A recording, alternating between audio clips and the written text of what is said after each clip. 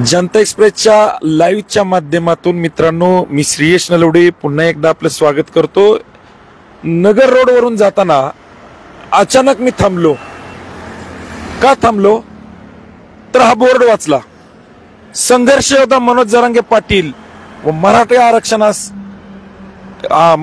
आरक्षण आंदोलनाला जाहीर पाठिंबा, सौजन्य समस्त मुस्लिम बांधव, धाराशिव, एनसीसी ग्रुप आणि या ठिकाणी हे सर्व कार्यकर्ते आहेत की ज्यांनी मनोज जरांगे पाटील व मराठा आरक्षणास पाठिंबा दिला आहे।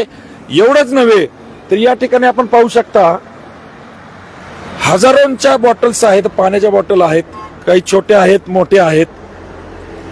या ठिकाणी पहा हजारो बॉटल्स आहेत, काही पलीकडच्या साईडला पण आहे। या ठिकाणी पहा, या ठिकाणी बिस्किट्स आहेत, फळे आहेत, मोठ्या संख्येने या ठिकाणी सोय केलेली। विशेष म्हणजे मुस्लिम समाजाच्या या लोकांनी या ठिकाणी सोय केलेली आहे। बोर्ड बघा किती दिमाखात लावलाय, संघर्ष योद्धा मनोज जरांगे पाटील यांच्या आरक्षणाच्या मुद्द्याला त्यांचा पाठिंबा आहे असं या ठिकाणी म्हणलेलं आहे। आपण बघतो समोर असं स्टॉल लावलेला आहे आणि त्यामध्ये बिस्किट्स असतील, फळे असतील, पाण्याच्या बॉटल्स असतील, या सर्व सुविधा केलेल्या आहेत। हा समोरचा जो रस्ता आहे ना तो नगर रस्ता आहे। या बाजूला नगर आहे आणि या बाजूला पुणे आहे आणि आता काही क्षणात रांजणगाव कडून मनोज जरांगे पाटलांचा ताफा याच रस्त्याने पुढे जाणार आहे आणि मग या लोकांना कुठल्याही प्रकारची गैरसोय होऊ नये म्हणून या समाज बांधवांनी, या मुस्लिम समाज बांधवांनी एक सोय केलेली आहे। खरंच एक अभिमानाची गोष्ट या ठिकाणी आपल्याला सांगता येईल। आपण खास त्यांच्याशी आता बातचीत करणार आहोत। हे बघा,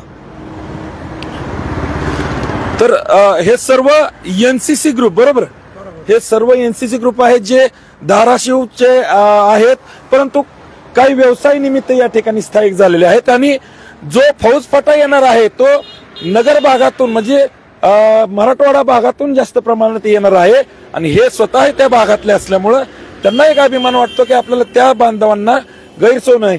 काय सांगाल, कसं हे सुचलं आणि या पाठीमागे हे सर्व करण्यामागचं काय हेतू होता?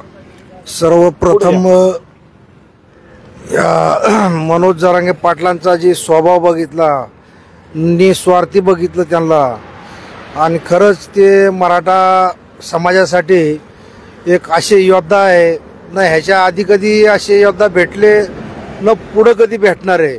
शिवाजी महाराजानंतर यांचाच नंबर येते आणि त्या हिशोबाने आमच्या एक मनात आलं की छोटासा आपण काहीतरी त्याच्यासाठी काहीतरी करावं म्हणून आम्ही हे सगळं कार्यक्रम केलंय।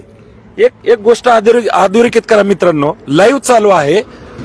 त्यांनी एक वाक्य वापरलं की शिवाजी महाराजांनंतर खरोखरच एक निष्ठावंत कार्यकर्ता आणि एक प्रामाणिक कार्यकर्ता या ठिकाणी मराठा समाजाला आणि या महाराष्ट्राला मिळालंय असं या लोकांचं म्हणणं आणि खरोखरच एक खूप अभिमान वाटतो या लोकांना मनोज जरांगे विषयी। बरोबर, काय सांगाल आता, कशा पद्धतीने ही सुविधा आता तुम्ही केलेली आहे? काय वाटप करणार आहे? वाटप काय करणार? शेटने सांगितलं ना। कोण सांगताय आणखी? बरोबर, चला या ठिकाणी या।